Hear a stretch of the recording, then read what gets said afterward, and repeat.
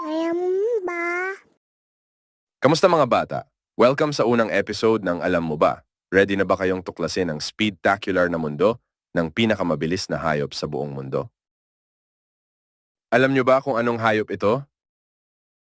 Cheetah. Good job! Cheetah nga.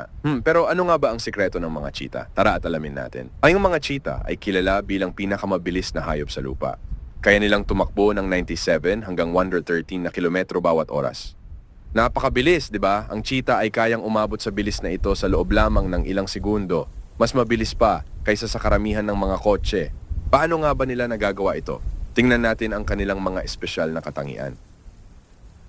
Ang cheetah ay may magaan na katawan at malalaking butas ng ilong para mas maraming oxygen ang makapasok sa katawan sa panahon ng mabilis na pagtakbo. Ang kanilang spine o gulugod ay kumikilos tulad ng isang spring na nagbibigay daan sa kanilang mga binti na umabot ng mas malayo at magdagdag ng haba sa bawat hakbang. At ang kanilang mga kuko ay hindi na ire-retract na nagbibigay ng magandang kapit sa lupa. Ang cheetah ay gumagamit ng kanilang bilis upang makahuli ng pagkain. Kadalasan nilang tinatarget ang mas maliliit na hayop tulad ng gazelle. Sila ay dahan-dahang lumalapit at kapag malapit na, bigla silang bibilis para habulin ang kanilang biktima. Ngunit dahil sa kanilang napakabilis na takbo, ang cheetah ay maaari lamang magpatuloy sa loob ng 20 hanggang 30 na segundo bago sila mapagod at kailangan magpahinga. Ang cheetahs ay may natatanging itim na marka ng luha na tumatakbo mula sa kanilang mga mata pababa sa gilid ng kanilang bibig. Ang mga markang ito ay tumutulong upang mabawasan ang glare mula sa araw at mas mapagtuunan ng pansin ang kanilang biktima. Alam nyo ba, hindi laging nag-iisa ang mga cheetah. Ang mga babaeng cheetah ay karaniwang mag-isa o kasama ang kanilang mga anak, habang ang mga lalaking cheetah ay bumubuo ng maliliit na grupo na tinatawag na coalitions, na kadalasan ay binubuo ng magkakapatid.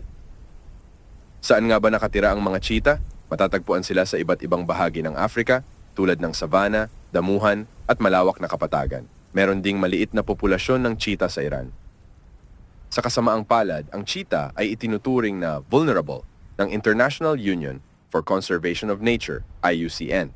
Ang kanilang mga tirahan ay nauubos at nagkakaroon din ng hidwaan sa pagitan ng tao at hayop. Mahalaga ang konserbasyon upang matulungan silang manatili sa kanilang natural na tirahan. Mga bata, sana ay nag-enjoy kayo sa pag-aaral tungkol sa pinakamabilis na hayop sa lupa. Tandaan, mahalaga ang bawat hayop sa ating kalikasan. Dapat din natin silang pangalagaan. Hanggang sa susunod na kwento, paalam! Subscribe for more.